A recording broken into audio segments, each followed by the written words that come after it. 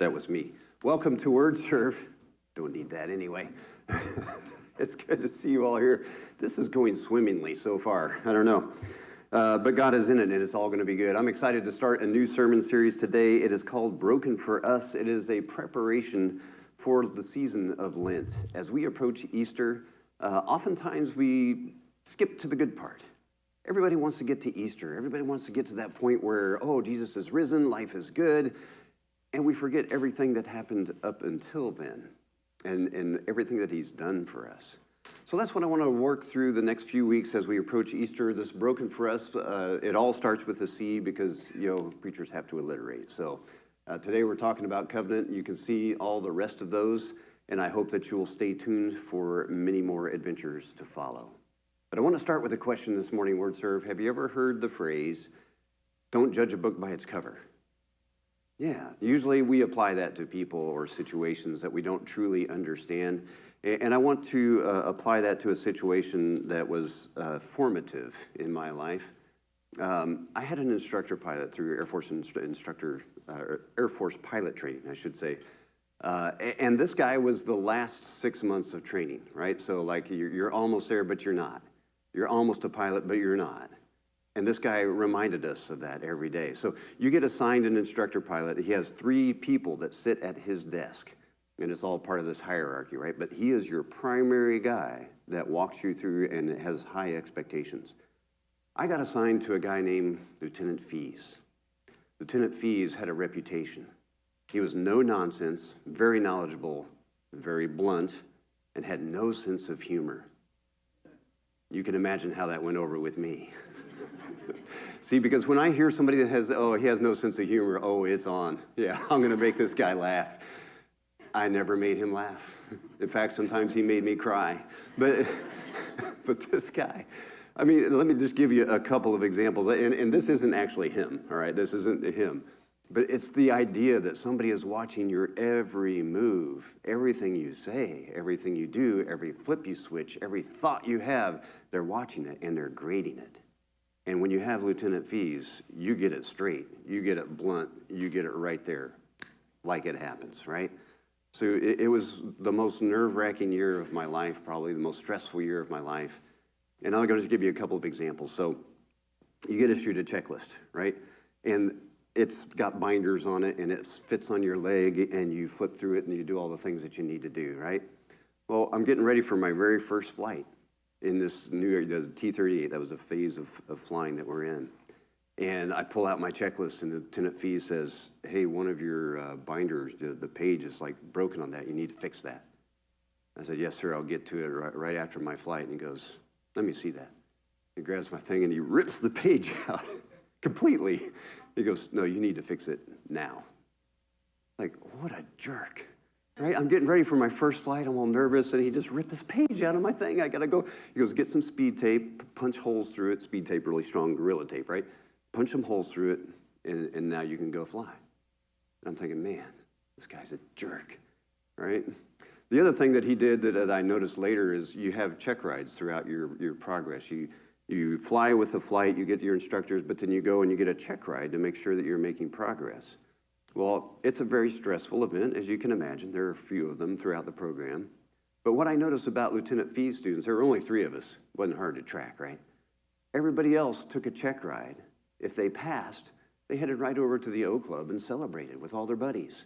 But not Lieutenant Fee's students. No. You came back and you sat at his desk.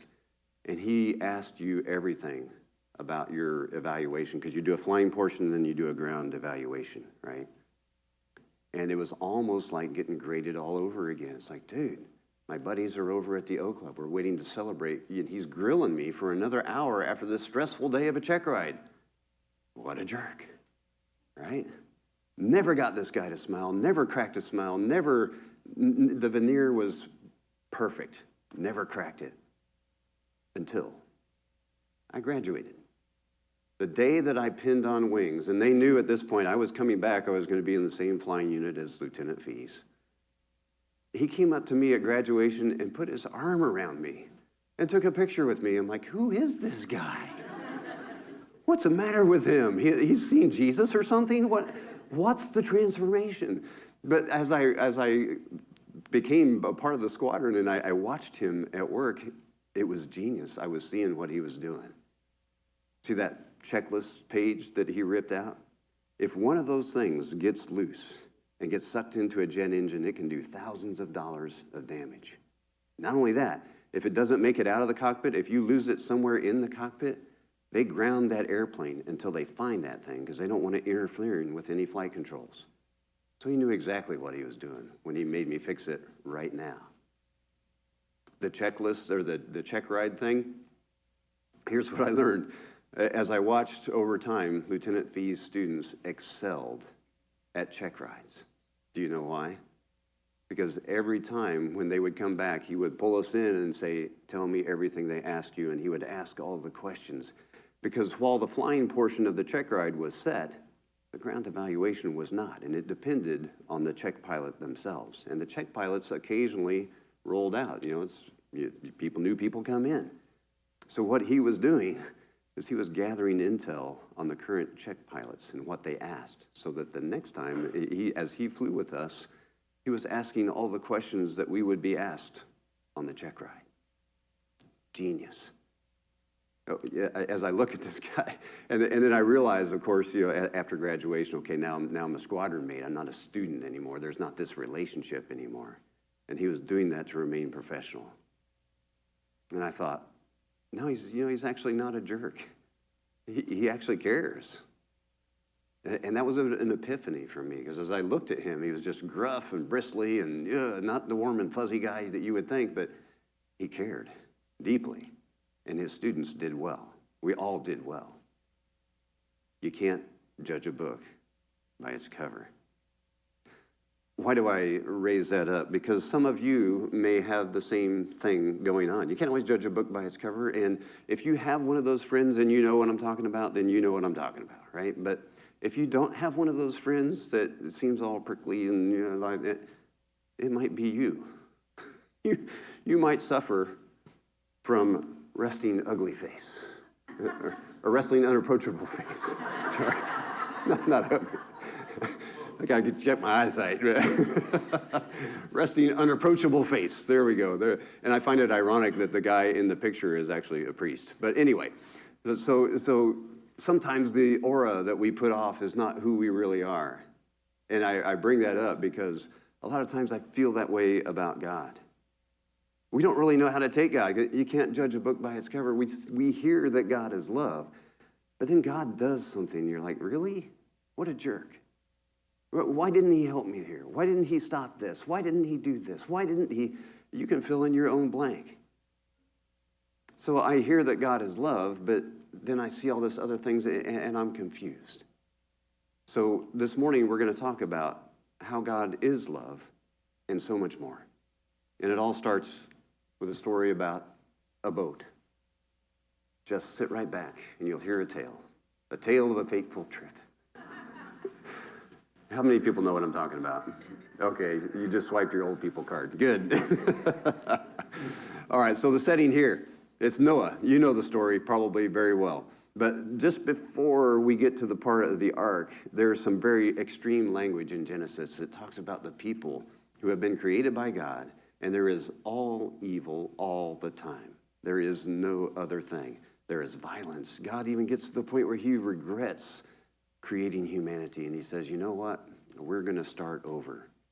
And so he commands Noah to build the ark. You know the story. It begins to rain, and all the animals come on board, except that third monkey that we mentioned 2 weeks ago. Sorry. and you get it here. So the flood happens, and then after that, that's where I want to pick up today in Genesis 9. God talks to Noah, and he says this very peculiar thing. And there's going to be one word that is mentioned 9 times in this short passage. I wonder if you can pick up on it. Now, for those of you who are not familiar, I list the question that I want you to think about, but I'm just going to read the text that's listed there. So if you want to follow along, I'm in Genesis chapter 9 on your app, on your Bible, on whatever. This is what God says after the flood. I now establish my covenant with you and with your descendants after you, and with every living creature that was with you, the birds, the livestock, all the wild animals, all those that came out of the ark with you, every living creature on earth. I will establish my covenant with you. Never again will all life be destroyed by the waters of a flood. Never again will there be a flood to destroy the earth. And God said, this is the sign of the covenant I am making between me and you and every living creature with you, a covenant for all generations to come. I have set my rainbow in the clouds, and it will be a sign of a covenant between me and earth. Whenever I bring clouds over the earth and the rainbow appears in the clouds, I will remember my covenant between me and you and all living creatures of every kind. Never again will the waters become a flood to destroy all life. Whenever the rainbow appears in the clouds, I will see it and remember the everlasting covenant between God and all living creatures of every kind on the earth. So God said to Noah, this is a sign of the covenant I have established between me and all life on earth. These are the words of God for the people of God, and for these words we are grateful. Did you catch the word that came up 9 times? It's on the screen. It's covenant, right? God says covenant. I will make a covenant. He uses very extreme language. There is no doubt about what God is going to do. Never again. He says that a few times. Never again will I use a flood to destroy the earth. There can be no doubt that he means it. But what does it cost him? And this is where I have a problem with God, because as I see God as love, and then I see what he does here, and he wipes out humanity except for Noah. Is God love? Or is God justice? And the answer is yes. He's both. And that's something that we have to remember as we go on. God is not just one thing. God is many things. But as you peel back the layers of a God of justice, you will see that God's true motive is love. And it's love that drives the covenant. What I want to do today is walk through 4 covenants that you may or may not be so familiar with, and show you how God is moving and what it does when he says, I'm going to make a covenant for you. The first, this rainbow. Now, granted, it means something different today, but the original sign was a sign of the covenant that I will never again destroy the earth from a flood. Now, you might be thinking, oh, that's nice. Rainbows, unicorns. That's not what it meant. All right, if you go back to the time and back to that era, this was very, very symbolic. Because oftentimes deities of that time were seen with bows, and they would fire from the sky, and they would take out their enemies. But there was another way that deities would appear sometimes. This is a really hard picture to see, and I apologize. It's the best that I could do. But what you see here is, this is an Assyrian deity on the backside here, and there's a king. Now the king is standing with 2 arrows in his hand and a bow. But what do you notice about the bow? It's facing backwards. I don't know if you're familiar with archery, but you generally put the notch in the arrow in the string, and then you pull back, and then you fire the arrow. So this bow is pointed backwards. Now why is that? This is deep symbology. In this era, many times these reliefs were posted, and many times the deities of other cultures would be pictured with a bow pointed backwards. It was a symbol of peace. It was a symbol of promise that I will not make war on you. I will turn my bow. It would be the equivalent of me today handing you a pair of scissors. If I've got the handle and I'm pointing them at you, that's not so friendly. What I would do is I would take the blade and I would hand you the handle. Same thing, right? Except a lot more damaging, right? So this is a backwards bow that symbolizes peace. I will not make war against you. Let's look at that rainbow one more time. Which way is the bow pointing? Towards God. The bow is backwards towards humanity. God's promise, I will never make war. I will never destroy the earth again. And my symbol is the bow. And the words in Hebrew make no differentiation between rainbow and bow. So this is exactly what God means. He's turned the bow with a promise. I will not make war on you in this way ever again. That takes some courage. And as I look at God, I'm thinking, what are you thinking? Let's walk through some of these covenants now. This is Noah. He destroys most of humanity except for Noah and his family. They rest. He says, I will never do that again. Be fruitful and multiply. Those words are actually in there again. But here's what I have to ask. What's changed? You tried this experiment once before. You had Adam and Eve. You had the garden. You had all this wonderful stuff. You told them to go be fruitful and multiply, and they screwed it up. What's different? I'll tell you what's different. God is different. Because he says, not only will I not destroy it, but there will be an accounting for the evil that has been done. Every human bloodshed will be accounted for. That's a little bit different. Let's fast forward now to the next covenant that we're going to talk about. Abraham.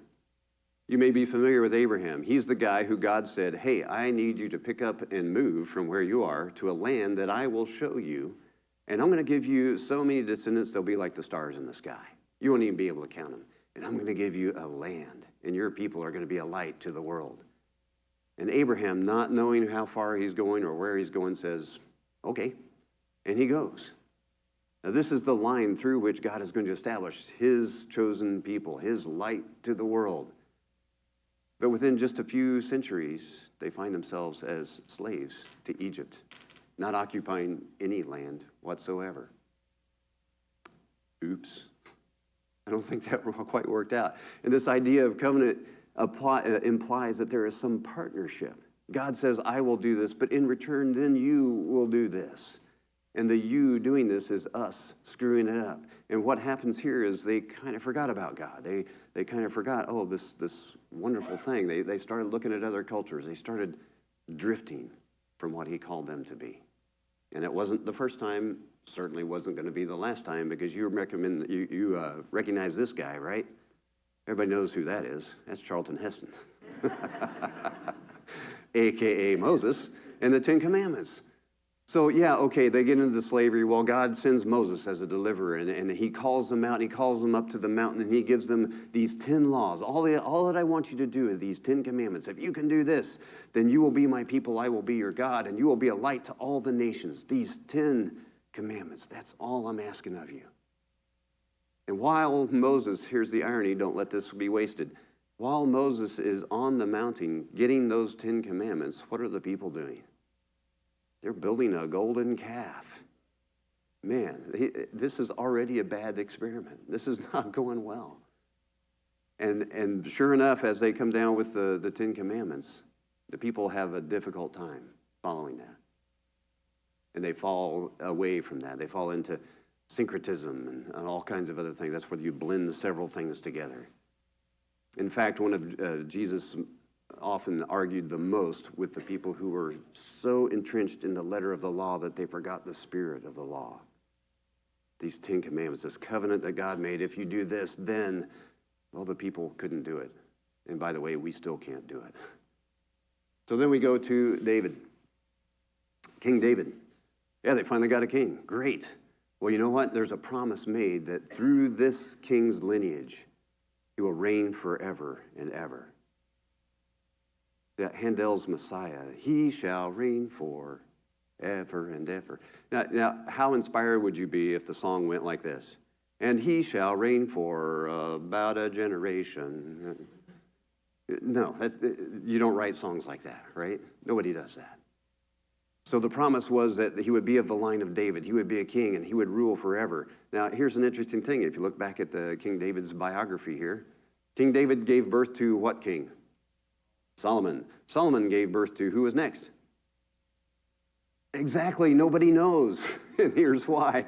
His name was Rehoboam. His name was Rehoboam, and nobody knows because within a generation, David's grandson, the kingdom split in two. And there's a whole series of why that happened. But basically, David to Solomon to Rehoboam to split. What happened to reign forever and ever? You see how the people hopes were dashed. They thought, man, I thought this line of David thing was going to last forever. That's what the prophet said. That's what God said through the prophets. But what's going on? Well, let me tell you what's going on. God is keeping his side of the covenant and humans are not. What's the lesson that we learn here?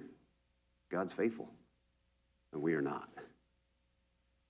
Now, that can be bad news for you. Hopefully it's not a surprise to anyone. But this is the hard, cold truth. God is faithful and we are not. You can't always judge a book by its cover, because as you look at what God does, it may seem harsh, it might seem insensitive, it might seem judgmental, but at the essence of it, there's a core of love, a desire for relationship with us, whether we deserve it or not. And by the way, we don't really deserve it. So, enter Jesus. Here's another book that you can't always judge by the cover.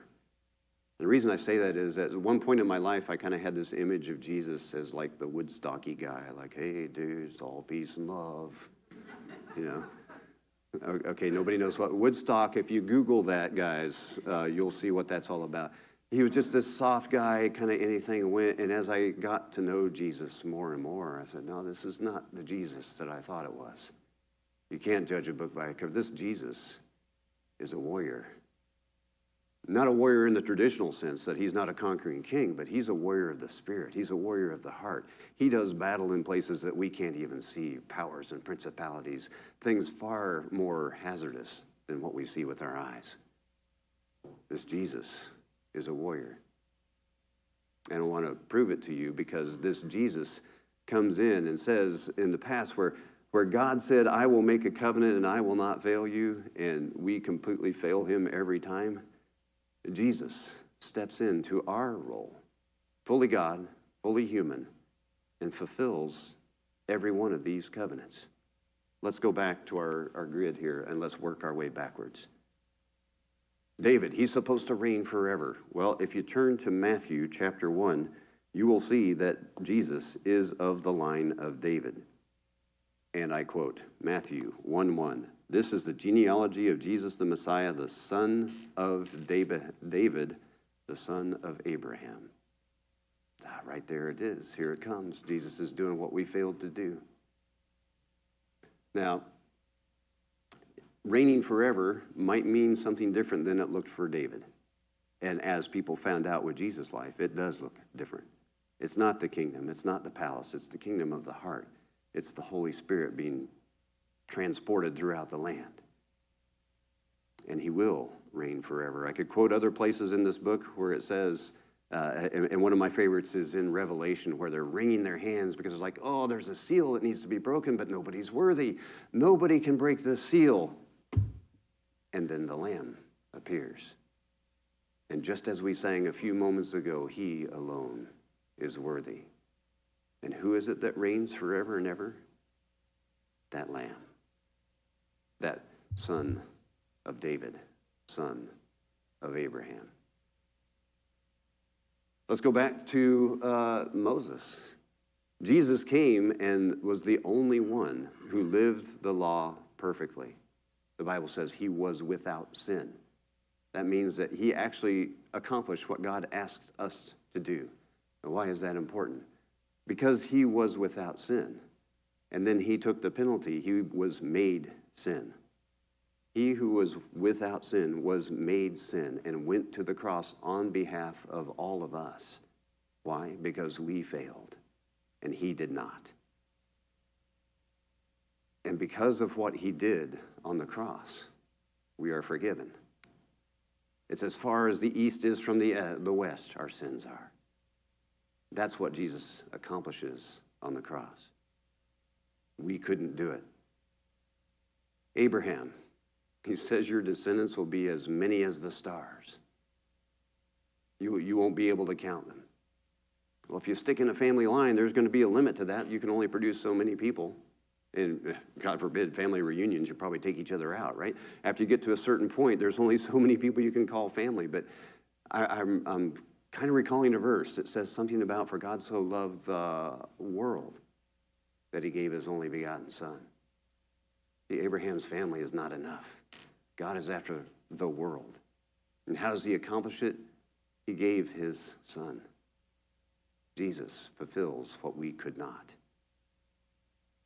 And then my favorite of all is this Noahic covenant. I just made that up, I think. Yeah. The covenant of Noah, where God says there will be justice. There will be an accounting for all this evil. We didn't know it at the time, but it's my son, Jesus Christ. He knew it. We didn't. And how do I know this? Well, if you look at this upside down bow, that bow was pointed backwards, right? Bow was pointed backwards. In Isaiah 53, as the prophets begin to talk about this new covenant that was going to be made, they were talking about Jesus Christ. Here's what Isaiah 53 says about Jesus. But he was pierced for our transgressions. He was crushed for our iniquities.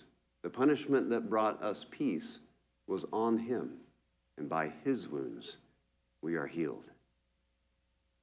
What does an arrow do to a person? It pierces them. To the bow that God turned around, there was still, that was the act of love. The bow turned around was the act of love, but there was still justice. And as that arrow was loosed, where did it go? Right into our Savior, right into his Son. This is a warrior. This isn't Woodstock, peace and love and happiness, all is good guy. This is a warrior. And I bring this up because you can't always judge a book by its cover. I would encourage you in this Lenten season to contemplate on exactly what Jesus has done for us, this warrior on our behalf. Where God was always faithful and we were not, Jesus steps in and makes it possible for us to enjoy that relationship that was intended for us from the beginning. Our failures kept us from it. Jesus restores that. One very practical way that you can do that this Lenten season is to start a gratitude journal. Now, I just put a picture up there of a random title.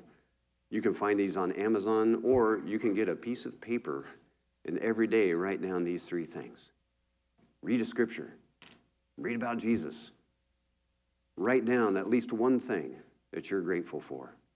And here's the difference. Because we are word serve, we don't just take the word and think about it. We take the word and we put it into action. I will show my gratitude by. Do this every day for the 40 days of Lent. And I guarantee you're going to see a difference. How do I know this? Because there was this guy named Jesus. You can't judge a book by its cover. We can't judge each other by our covers. And what we think we know about Jesus, I hope has been enlightened today. I hope has been expanded today to understand exactly what he's done for us so that we enter this Lenten season in an attitude of gratitude. Will you pray with me, please? God, saying thank you for the gift of your Son, Jesus Christ, seems inadequate. Not understanding completely what he's done for us, and we probably never will. But God, we're grateful that despite our failures, you remain constant. And above and beyond that, you sent your Son so that our half of that bargain could be fulfilled, so that we could be restored, so that we could inherit life eternal and experience the relationship that we were created for in the garden. God, as this story continues to unfold, I pray that our gratitude would drive us closer to Jesus, drive us to want to understand and love him more, drive us to tell others about him, whether it's through our words, through our deeds, through our very lifestyle. Drive us to the cross with an understanding of what happened there. But not stop there. Drive us to the empty tomb so that we understand that this story is never over, but you will reign forever and ever. Drive us to the empty tomb and help us to understand that that same resurrection power is available to us right now. God, there is nothing that holds us back except us. Get us out of the way.